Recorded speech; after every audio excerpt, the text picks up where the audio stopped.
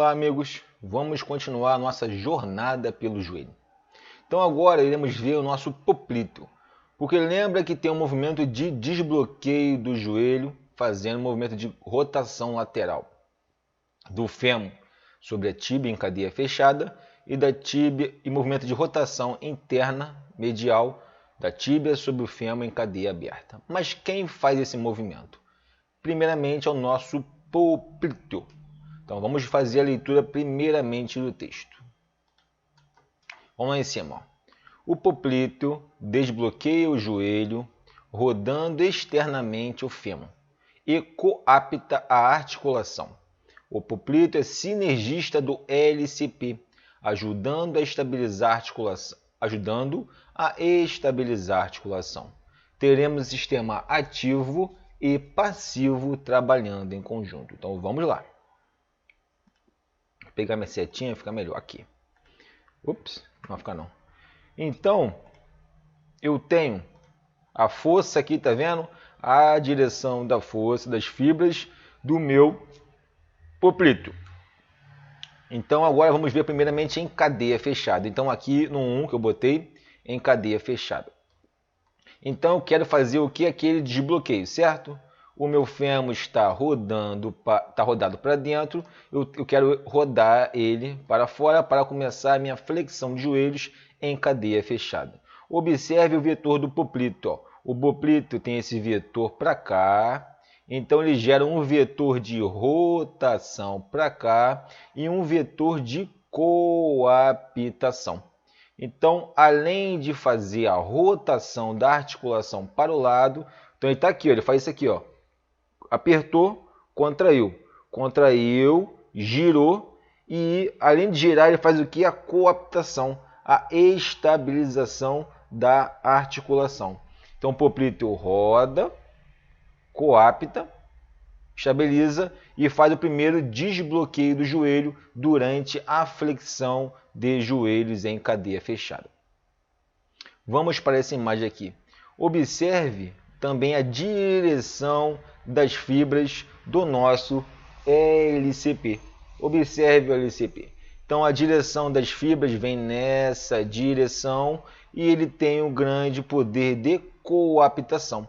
Então nesse caso eu tenho um sistema ativo trabalhando em conjunto com o meu sistema passivo. Então ativo poplíteo trabalhando junto com o sistema passivo. Então poplíteo desbloqueia e coapta e meu LCP coapta. Lembra que quando vou fazendo o rolamento posterior, eu tenho que ter alguém que limite essa queda posterior do fêmur. Então, nesse caso, o poplíteo desbloqueou, coaptou. Eu tenho lá o meu LCP também fazendo a minha coaptação e guiando. Lembra do guia? O LCP vai guiar o fêmur na flexão de joelho.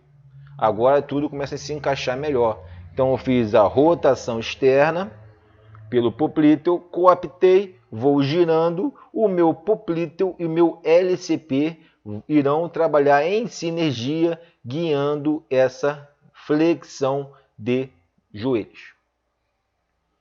Vamos ao texto aqui lateral. Ó. O LCP está tenso na flexão, guiando e restringindo o movimento indesejável contra o que? Um rolamento excessivo. Foi isso que foi dito. Então, quando eu tenho rolamento, eu tenho que ter poplíteo e LCP. Os dois são agonistas, estão se auxiliando nesse movimento. Para não ter o que? Um rolamento e eu cair. Né? Então, não posso cair, tum, alguém puxa. Então, pensa alguém com cabo puxando o fêmur para frente. Então, ele está indo para trás, alguém puxa. Puxou o fêmur para ele encaixar dentro e manter a ótima congruência articular e manter a ótima centrificação articular. Isso em cadeia fechada. Então, o LCP é parceiro do poplíteo e o poplíteo é parceiro do LCP. Agora, o indivíduo 2 aqui, em cadeia aberta, ele vai fazer o que? A flexão de joelhos em cadeia aberta. Agora a direção das fibras mudaram, tá vendo? só a direção da força, tá? A direção das fibras é a mesma, mas a direção da força que eu quero fazer mudou. Então eu tenho aqui essa direção, eu tenho a rotação interna, olha só, legal, ó, e a estabilização. Então, durante os meus primeiros graus de flexão do joelho, quem faz o arranque, quem é o meu motor de arranque no movimento é o poplíteo. Então, o meu poplíteo, durante a flexão de joelhos em cadeia aberta, será o meu motor de arranque. Então, o poplíteo vai desbloquear o joelho, olha só, esse vetor de desbloqueio do joelho, e vai também coapitar a minha articulação. Então, sempre, essa é uma regra. Toda força gerada para um músculo, uma parte da força vai para coapitar e outra parte da força vai para rotacionar a articulação. Mas a coaptação também vai depender da angulação articular. Então, vamos refazer essa definição. Uma parte da força gerada para um músculo será para rotacionar, para rodar um sistema de alavanca, e uma outra parte da força irá coaptar ou decoaptar a articulação, dependendo da angulação articular. Então, dependendo do meu ângulo articular, eu posso ter uma maior força coaptadora ou maior força decoaptadora, mas eu vou sempre ter uma força rotadora, a força que faz o movimento de rotação. Então, quando eu faço essa rotação interna e a flexão de joelho, quando eu faço a flexão de joelhos, eu também estou coaptando minha articulação. Até 90 graus na flexão de joelho em cadeia aberta. Quando eu chego em 90 graus, esse vetor de coaptação vai virando vetor de decoaptação. A partir de 90 graus de flexão de joelhos, o meu joelho já começa a ficar um pouquinho mais instável. Mas lembra que eu tenho um vetor de rotação externa. E se esse vetor de rotação externa for muito forte, não, desculpa, vetor de rotação interna. Se esse vetor de rotação interna for muito forte, quem vai anular ele? Agora eu tenho o meu bíceps femoral. Então, o meu bíceps femoral, cabeça curta, vai ser antagonista da rotação interna provocada pelo meu poplíteo. Então, eu estou em cadeia aberta, lembra? Eu vou fazer o quê? A rotação interna para fazer esse encaixe articular.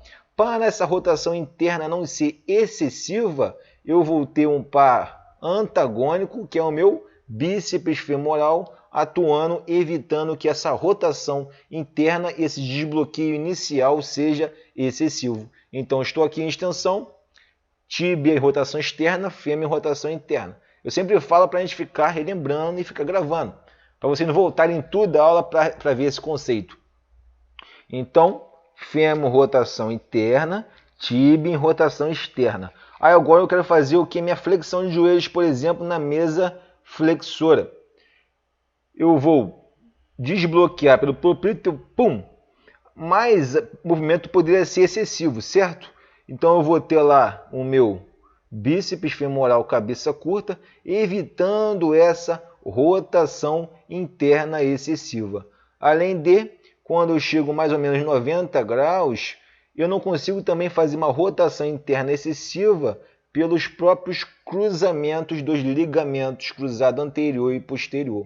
Então, em 90 graus, a minha rotação interna excessiva é limitada pelos ligamentos, faz igual um torniquete assim, ó, ligamentos, e entre 0 a 30, quem limita essa rotação interna excessiva vai ser o meu bíceps femoral. Então, eles vão estar em sinergia contra qualquer movimento excessivo na articulação.